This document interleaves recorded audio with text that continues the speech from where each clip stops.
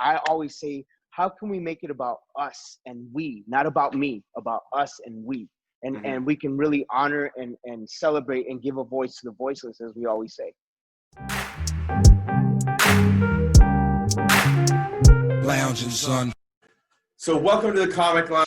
Today I have a really awesome interview with two people. Today I got Ben Jackendoff and I got Taboo from Black Eyed Peas. We're here to talk about their new book coming from Marvel, Werewolf by Night, that drops next month. Welcome, guys. Thank you for doing this. Thank you, man. I'm coming to you direct from London right now at the moment. Thank you for having us. Yeah, dude, my pleasure. So first off, I just wanted to ask both of you. I like to always kind of like break the ice by asking everybody how they first got into comic books as kids. I'm gonna be 100% honest with you. Yeah, I've been into toys, collectibles, cosplay. Pop culture, cartoons, animations for many years now. And it was because of Comic-Con that I got introduced to the comic book world. Okay. I was going to Comic-Con because of toys. As a toy collector, avid toy collector, I met all these amazing people. And when I went to this amazing experience called Comic-Con, I got to meet all these influential people at Marvel, like Daniel Fink, like Jason Latore, and we started talking about comic books. So, me being a toy nerd, as I call myself, I started learning more about comics. And although I wasn't big on comics, I was big on toys.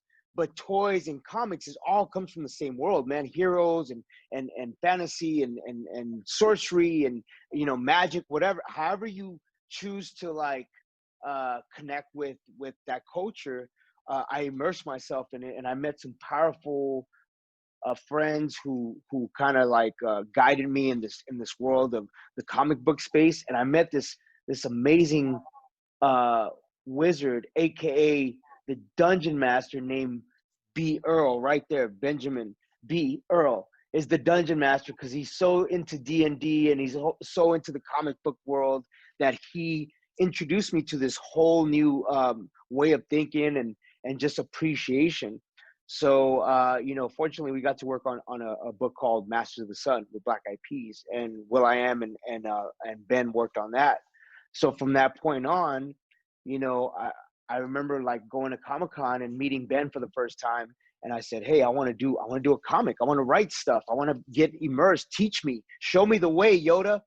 And so he guided me on this journey. He guided me on this journey to really meet the right people, and we built a company called Skyview Way.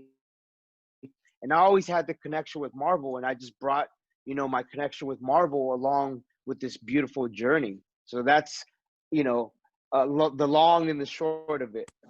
But yeah, back to the question of comic books. I got into comics when I was about 11. My intro into comics was X-Men, and it was that X-Men #1 that actually I was into comics before that because it was like Dick Tracy. I love the old, we had these Dick Tracy and Archie comics. So in my house, I grew up without a television, so all we had were books everywhere. And of course, as a kid, you're just reading everything you can, and so one of the things we had was an old Archie comic. So that really was kind of what first got me into the medium of comics. The comic that got me into comic books in the sense of superheroes was X-Men #1 with that amazing Jim Lee cover and just all that whole, if you remember, I don't know if you remember back, it was 91 or whatever, with all the 7 covers that all made the huge. Come on, bro. Of course I know that comic. Of course you know. Everybody. So that was what really threw me into it. And then I always wanted to be an artist. That was my dream, was to draw comics for Marvel. My dad's an artist, and I was kind of really into sketching and stuff. Mm-hmm. But I never put my heart and passion into that. So I ended up getting into filmmaking and music when I was in high school. And I had the amazing opportunity to do a documentary on comic books back in early, I think it was 2000, 2001. I was living in New Jersey, but commuting back and forth to New York. And we did this documentary called Sex, Lies, and Superheroes. And it was an amazing opportunity to meet all these, just my idols, you know, Chris Claremont, John Byrne, Frank Miller, Walt Simonson, you know, go to their houses, go to, you know, hang out with Frank in a basement bar, you know. Oh, dude, the stories, it was just so cool, man. And like for a kid at 21 years old, like that grew up like going, I want to make comic books, you know, it was a dream come true. And that was my real first entry into filmmaking, but also introducing into comic books. And as Tab and I always say, it was like, it's always been Comic-Con. Like Comic-Con is what brought us together. Comic-Con has been, you know, San Diego Comic-Con was such a big part of our journey. And it was Master of the Sun, which what brought us together. And it was Sex, Lies, and Superheroes that brought me the first time to Comic-Con. You know, we screened that documentary there. I had never been to Comic-Con. And that just like crazy experience back in, I think it was like 2002, you know, being at Comic-Con, being this huge like comic book nerd going, oh my God, like this is amazing. Flown out to San Diego and being like, I'm in California. I've always wanted to be here. You know, and then from there, you know, Tab and I just really built this amazing relationship. So that was really what got me into comics and kind of into this whole thing. Right. Yo, Ryan, I'm gonna be honest with you. We're geeks, bro. We're toy nerds. We're comic book heads. You know what I'm saying? So check this out.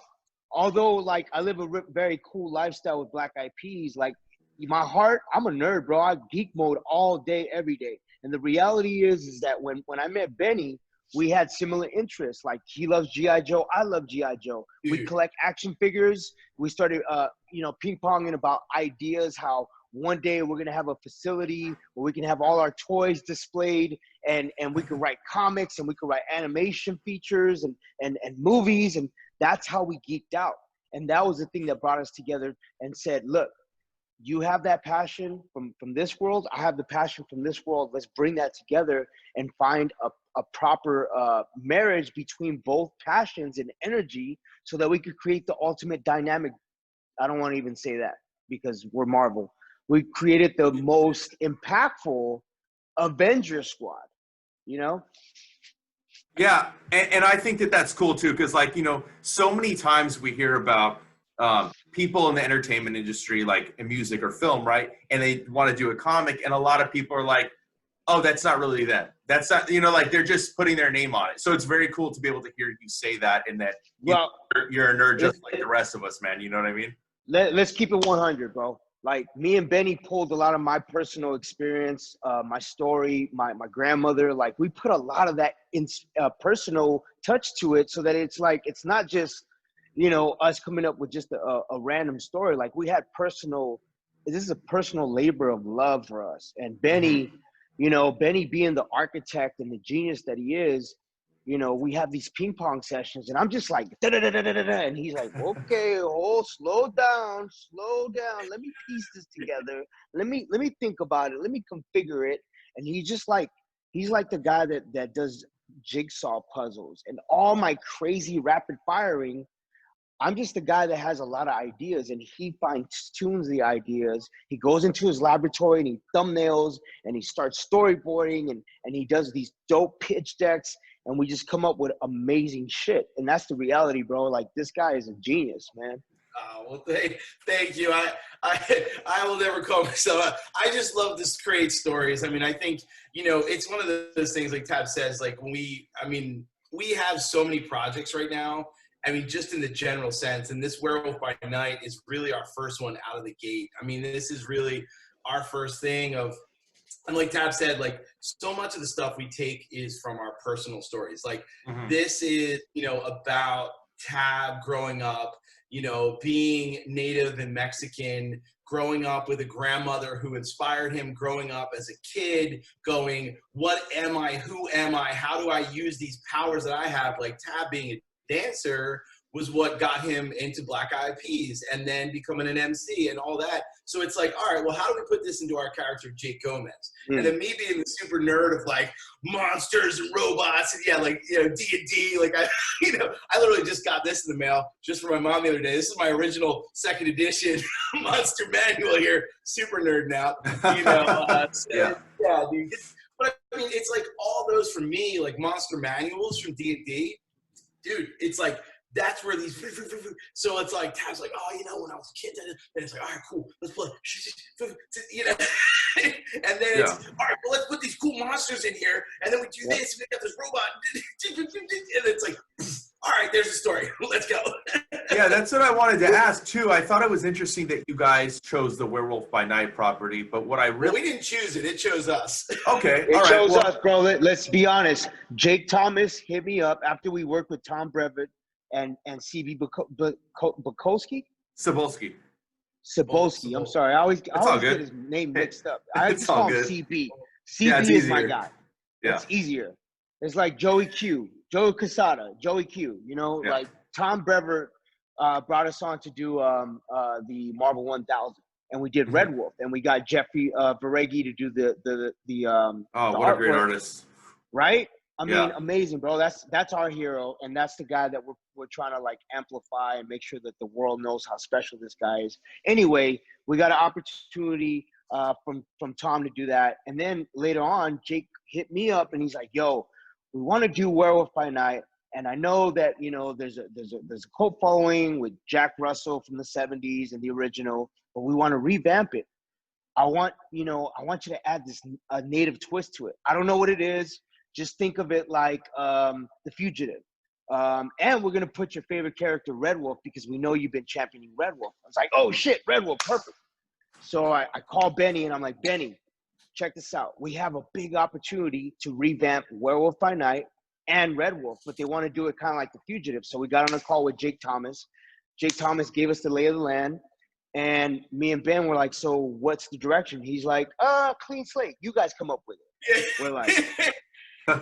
shit. Okay. It was really cool because, honestly, just from my own experience, I'm a filmmaker. I mean, that was really what kind of got me on this journey of storytelling, was making films. And I've been working with a friend of mine a long time ago on a project that dealt with the Highway of Tears, which I didn't really know about when he was like, oh, I'm doing this project, Highway of Tears. I was like, what is that? Well, it turns out that Highway of Tears is, a real thing of missing Indigenous women all up and down northern, like in Canada and even into, Northern America. And I didn't really know anything about that. And that was one of the things that inspired this story, because we're not like, oh, we want to make, things that are like so driven by politics and social activism obviously is a personal part of who we are, but it's like, we're not going out there and being like, oh, we're going to, so that was like an inspiration point. And then Island Dr. Moreau has always been a favorite. We're both big, horror fans and sci-fi fans and things like that. So like, horror all day. Horror films. I was watching Nightmare on Elm Street the other day. Apple, I've never watched it before. Nightmare on Elm Street. He was like, oh, I didn't even know about Freddy Krueger in the Philippines. I'm like, yo, App, I got to show you Nightmare on Elm Street. Today we're gonna watch either a Clive Barker movie. We're gonna watch something from Wes Craven. I mean, I'm a big John Carpenter fan. I mean, John Carpenter put scoring and in the horror film genre on the map. He's one of the greatest. But to add to Benny's point, we're big horror fans. So the fact that we got to create our own monsters, let alone work with the werewolf that was, already from the 70s with Jack Russell, and revamp it and make it, a different twist to it. And then we got to work with Scott Eaton. What? Oh, dude. Yeah. Come on, bro.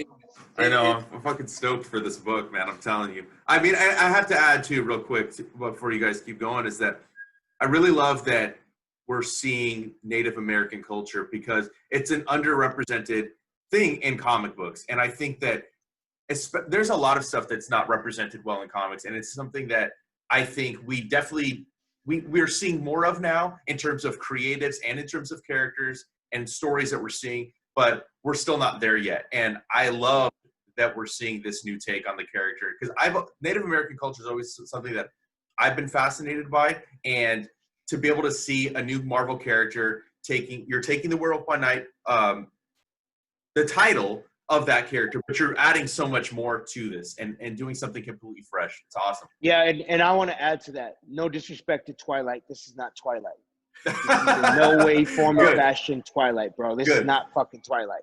And Yeah. another thing, I got into a big like conversation and dialogue with people from Indian country yesterday, from my relatives Illuminative on their IG page, just about this topic right here, about representation, about, you know, respectfully honoring and celebrating Native culture and doing it in a way where you can actually amplify the heroes that you know, we need more storytellers and more Native voices. And that's why I'm glad not only did we do Werewolf by Night, we also are part of doing Indigenous Voices with Jeffrey Varegi.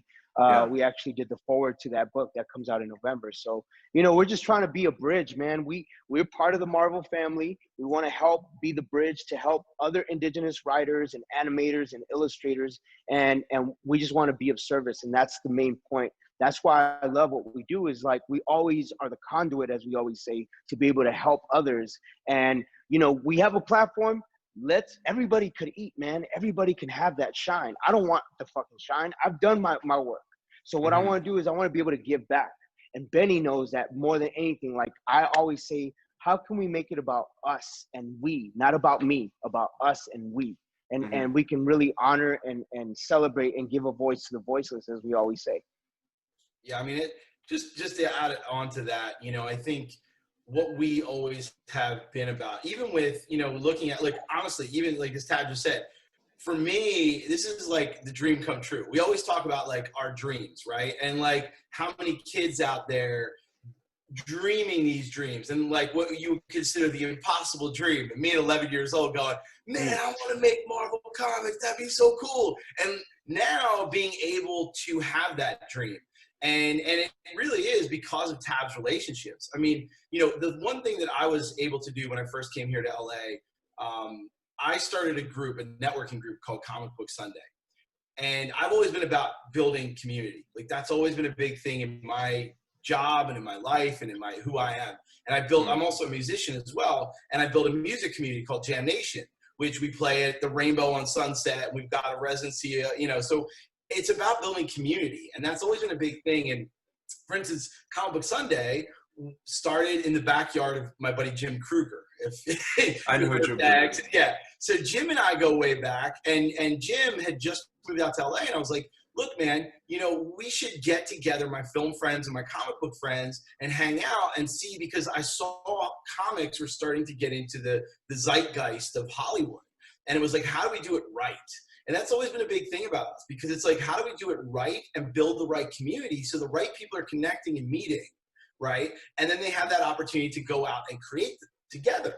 So there's so many amazing stories. The showrunner of Lucifer was like, at the time, he was just a baby writer coming to Comic Book Sunday. You know, my buddy Jason Brown was he was the very first Comic Book Sunday. Jason Brown he was the creator of The Witcher. Like he's the one behind putting The Witcher. So it's like all these people that started off just coming together and hanging out and geeking out over comics got to go on to do these amazing things because of this community where Reggie Hudlin came and like all these people. So we had all these people in Jim Kruger's backyard, you know, or in the courtyard. And that's something Tab and I, it's always our dream to do, is to give that dream back.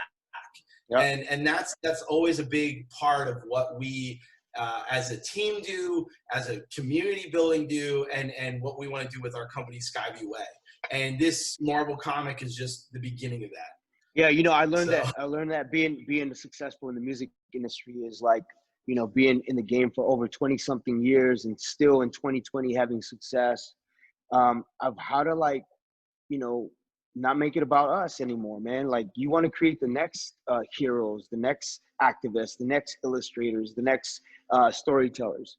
Because once you get to a certain level, you're like, well, I've done everything in the music industry. Now with this new avenue, this Act 2, as we call it, I just want to help, man. That's it.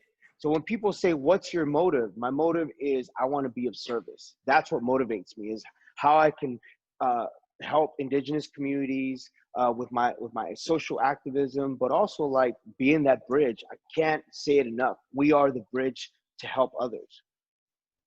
Right on. Yeah, I mean, I think that's amazing. And I was actually going to ask, like, what your guys' goal is with stuff like this, but I mean, you kind of answered that question. But But I do want to touch on real quick. You know, what I know you guys are doing the signature series. I think that's also pretty cool. And I work at Collector's Paradise, and you know, this time in the comic books, the industry, it's been a little bit hard. We got the pandemic, we got so much going on that to be able to, Ed, the owner, to be able to come up with this awesome idea to have creators still sign books since we can't have signings, and to bring that to the customers, it's very unique. Not many stores are doing it. So I was wondering if you guys could talk about how that came about and just talk a little bit about the signature series stuff. Yeah, I mean, you know, with obviously Ed and you know, it was actually the comic shop I always go to is the one. Well, one of the comic shops I go to is the Lancashire one. It used to be Blast Off. Now it's you guys. The NoHo, yeah. Yeah, the NoHo Comics and Collectibles. So, you know, it was one of those opportunities where Tab and I were like asked, obviously by Marvel, we want to do an in-store signing. Where would you guys want to go? And I said, oh, look, Ed's got a shop in Pasadena. He's got the NoHo shop. Let's do it with Ed. Let's make this opportunity happen. So then Marvel connected it all up, made this happen. And we were going to get like this big in-store signing. We had Redbone lined up, come and get, you know, like Pat Vegas and PJ Vegas were going to be coming down. And then obviously with the pandemic, it all happened. And, you know, when Ed came back and said, hey, you know, you guys, you know, we'd still love to do this signing.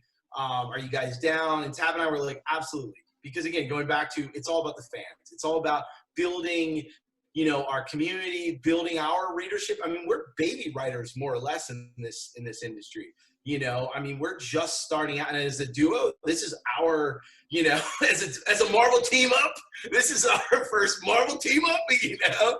And so, I mean, I think that's this great opportunity we've had to be able to give this signature series to the audience and to the reader.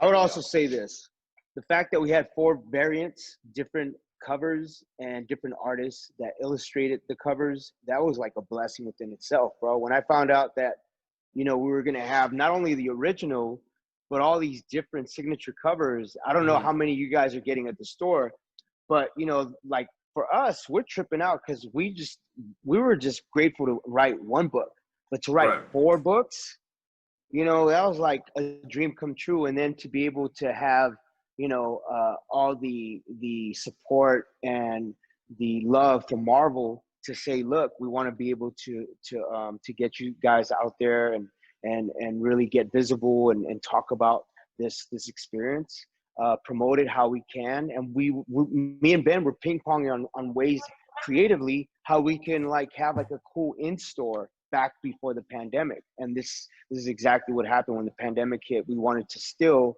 honor that, and that's why we're doing this Zoom call and trying to just be present and available as much as possible. Even though I'm jet lagged and I'm in London and I'm like, it's like, I don't know what time it is, bro, but I'm here.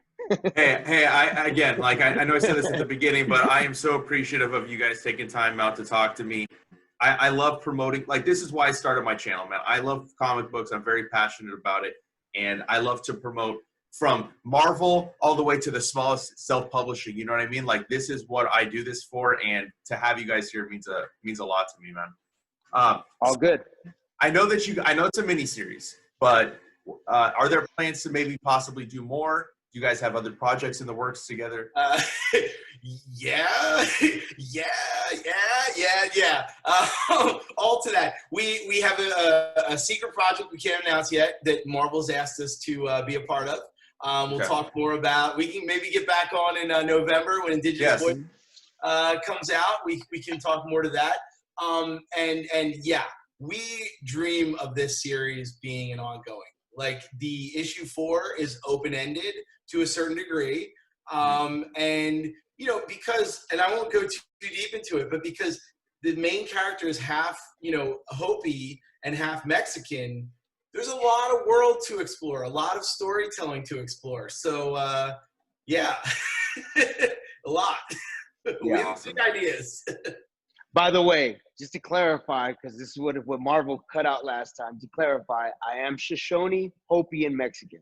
Because the people were like, oh, in the 90s, he was saying he was Shoshone, and now he's Hopi. It's like, okay, all right, okay.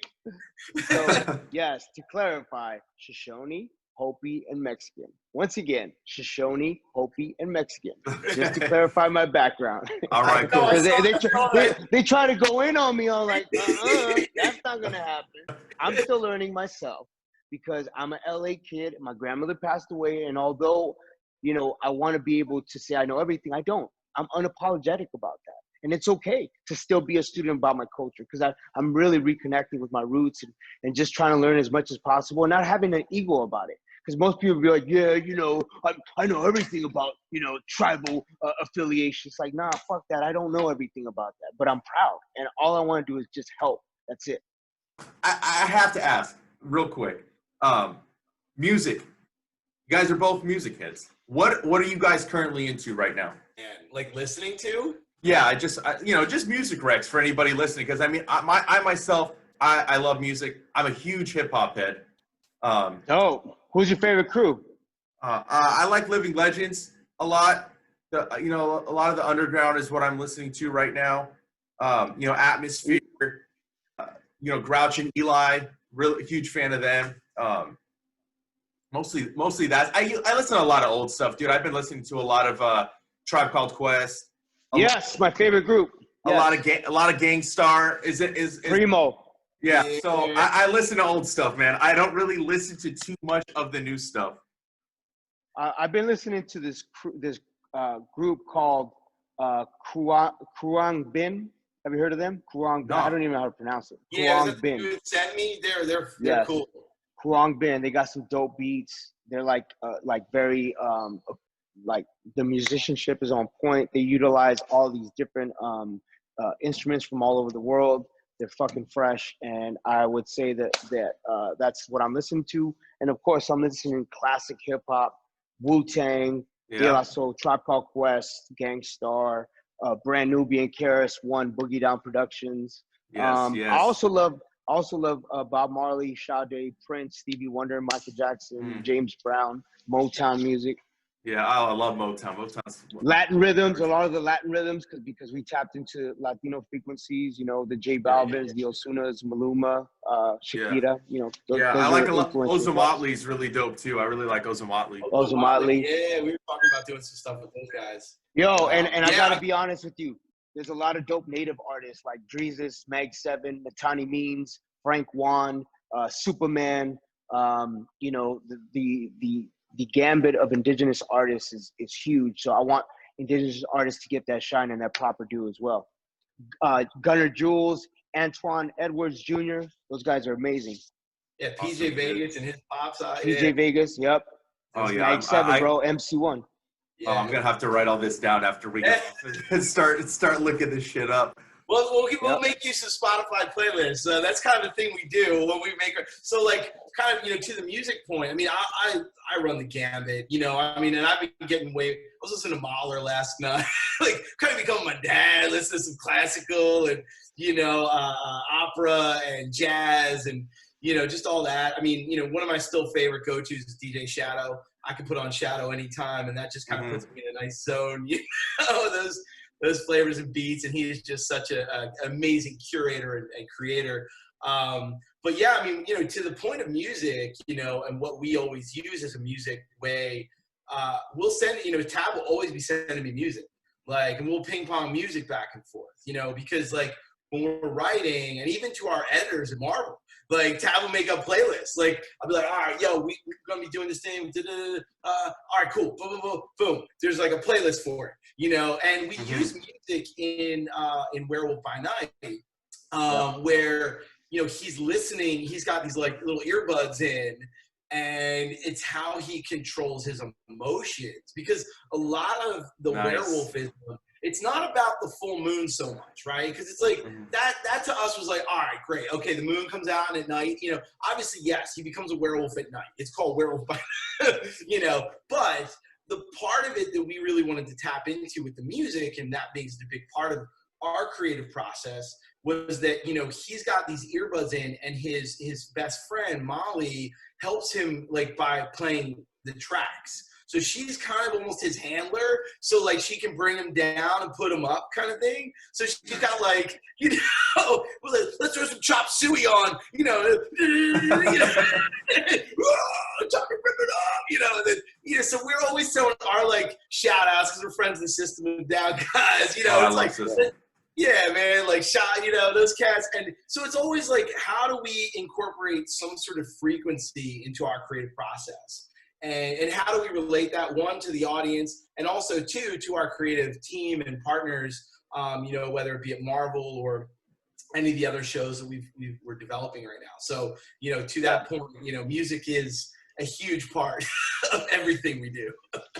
Can also add to the fact that we're talking about Werewolf, but we're not talking about the other wolf, Red Wolf.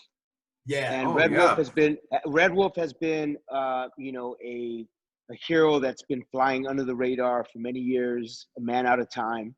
And I've been championing that guy since I first met Daniel Fink. And I remember just, going to Comic-Con and I remember doing something at Comic-Con when we did the Master of the Sun. And you guys had no idea about it, but I had already like been chipping away with Jason LaTorre and I kept like kind of being a gnat in their ear, like, Red Wolf, I want to do something with Red Wolf. Please let me, I was just like, because I knew I had something, the passion and the energy, and I didn't know what it was yet, but I knew that I wanted to do something with Red Wolf. And so when I went to the New York offices and I met with CB and Tom, and I told him like, yo, dude, I want to do what Charlemagne the God did. How did he get to write that, be a writer in Marvel? So he said that was a one-off. We got this other thing going on, but if you really want to do this Red Wolf thing, why don't you do it for Marvel 1000? And that's how the Marvel 1000 happened. Okay. So the fact that we got to revamp Red Wolf, not looking like how he did in the previous series and prior to that, the first installment, we wanted to make Red Wolf badass with his crazy. I mean, this dude is. He's a physical specimen. He's not kooky. He's not stereotypical. He's got like a cool vibe to him. And I always say, like, I always liked Billy from Predator. I liked how he looked, Billy from Predator, the dude the native dude that slices his. I don't know why he took out a knife to fight against the Predator, but he did it, right? So I wanted to kind of like get inspiration from that, the physical look of Billy, and the tactical accessories and all the dope militant vibe that he had on his like what he looked like. And Benny was like, yo, this is perfect, let's just revamp it, let's give him a different way of speaking. Yeah, he's out of town, out of time, but he has a partner named JJ, who's Jet Juliano, who's named after my daughter. And he's gonna be like a mentor to Jake. So I really love that. I love that me and Ben were able to find a common ground and a dope spot for Red Wolf to shine. Yeah, dude. I'm like I said, I'm very, very excited to read this book. I can't wait for it to come out. But yeah, so I also, well, first of all, you guys talked about this playlist. You guys, I better see a Werewolf by Night Spotify playlist. Yeah, we were talking about that. You guys need to put that in the back of the book, because I love music. I know I'm not the only one that loves music and reads comics. So I also talked about this with another guy that's doing a book called Excellence, Kari Randolph, coming out from Image. I was like, when are you going to drop a playlist? Because I know he's a huge hip hop head, and he ended up doing it like the next week. It's on Spotify. So drop that in the book, please. Yeah, I was going to tell you too, like the reason we chose to make this book more about like accessible to a younger audience is because we're fathers, and we've always wanted to write, books and animation and storytelling that our kids can really enjoy. Like that's something that's very personal to us, and that's why Werewolf by Night is right there. It's a sweet spot where no matter what age, you could get a little bit of inspiration and kids can read it, which I really appreciate. Yes, it's a monster book. Yes, it's got story and heart. Yes, it's got like crazy villains, and yes, it's got heroes. But at the end of the day, it's accessible to everybody. That's awesome, man. I mean, I'm a dad too. I have a 5-year-old daughter. So to hear that is awesome. I think that it's not done enough in mainstream comics where it's accessible to all ages, but like a kid can enjoy it and an adult can enjoy it. So that's awesome to hear. Yeah, I mean, that was absolutely a big part, because obviously we met on Masters of the Sun. And Masters of the Sun was very much like, Will had this story that was to be made into a graphic novel, which was what I did, but it was very violent and it was very bloody. And Tab always said, and I was doing it with my son, who now is 9, but at the time he was like 3, 4. And I had my room covered in all the images. And, when he would come over to sleep, I'd have to take down the bloody ones or the naked ones or whatever, so it was that kind of thing of how can we do something we're proud of to show our kids, which we, we're obviously with Masters of the Sun, but it was something we couldn't show them until they were older kind of thing. And this, honestly, when I get those pages in from Scott, that, by the way, as we said, Scott Eaton, what, dude? Yeah. We're getting issue 4 pages, was it yesterday? Yeah. Whatever. They were blowing our mind. I'm just all I can type to Scott is beautiful. He's like, I hope these work. Wow. One word in, Scott, yeah. But it's amazing. And getting those pages and being able to go to my son, who is an artist and loves comics and loves, video games, and, being able to inspire him and say, look, and Scott does all this stuff in pencil, which is dope. Because, nice. Tab and I, Tab's kids are amazing artists too. And he's always yo, they're drawing, da-da-da. And, we're always be yo, check out my kid. It's what's my kid doing? Because again, it's as parents, that's a big part of, what we're doing. We, we've got projects, we've got Journey. Tab's son is in one of our cartoons. So it's we always want to put a personal touch. And, to this comic, we didn't really get into some of the stuff like Vince Schilling, because we always are looking to make sure we're bulletproof. That's a big part. I know there's a little segue, but, we always want to be bulletproof, and we want to make sure that when people are reading this, that they're getting something genuine, and the kids, and we're inspiring Native youth. We're inspiring, young kids, because that's our thing. It's we don't want to make this a book about othering. We want to make this book. We always use the word inclusion, of course, and right. we use the word mosaic, because those words are so important to us. We don't want to be diversity, because diversity means division. It feels like everybody's in some sort of, this is a story about humans. And I think that's right. Why it's so important right now to kind of put these stories out there. And that's why we go to the Vince Schillings and the Jay Sheltons and Dolores and all these folks in Indian country, and there's, Tab can speak more to that, but that's a big part of what we do, Yeah, we just always want to make sure that we get the blessings from Indian country and make sure we're following protocol. And, this is not a Native story, and I'll keep saying it. This is just an extension, because it's more than that. We want to make sure that people know that we're not coming up on something. We're not trying to have any motives to objectify this story or make it a certain type of story, because there's so many layers. And so when people see it, they don't really know what it's about, because it hasn't come out yet. So the first thing they see is a Native kid standing in front of a werewolf. The perception is, oh, it's a Native story, da-da-da-da. It's Twilight. It's Twilight. So we want to make sure that we don't miscommunicate and don't give people the wrong impression. This is not a Native story. It just so happens that we pull from my personal experience. As a storyteller, I always want to honor and celebrate Indigenous communities, but I also want to do it in a very respectful way. And that's going to be always my motto. I always want to get the blessing from Indian country. That's awesome. And I think that is a great spot to end it. I want to thank you guys again so much for doing this. Anytime you guys have a project, I'm down to chat, down to help promote it. And if you could just one more time, just maybe share where we can find both online. And also for everyone listening, don't forget to hit up that signature series at Collector's Paradise. I will throw all these links down below as well. Cool. Awesome. You can find me at my Instagram is at Taboo, Taboo. My Twitter is TabBEP, TABBEP. And also we have Skyview Way on Instagram. And then this is my brother B. Earl. Go ahead, let him know what's up. Yeah, we've been making a change because my name was always Benjamin Jackendoff. It's just too much. It sounds so much better, Taboo and B. Earl. Because, yes. That's a good, strong Taboo and B. Who's in the big Taboo and B. Earl? Who's coming at you? Let's go. B. Earl. B. Earl. B. Yo, Earl. what up, B? Yeah, what's up, Tab?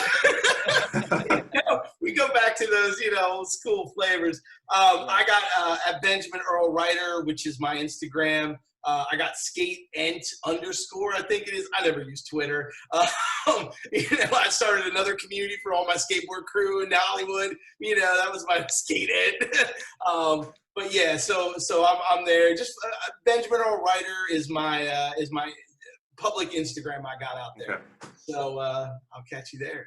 All right, cool. Yeah, and for music, at Black Eyed Peas or at BEP on IG and Black Eyed Peas on Twitter. Check out our new album Translation. We got a new single coming with Shakira very soon, which will be our last single. We're actually working on a new record right now as we speak in London. So 2021, new music, Black Eyed Peas style. Hell yeah. All right, guys. Once again, thank you so much for your time and have a good one. I'll talk to you soon. Thanks, Ryan. Dude. All right, man. Peace. And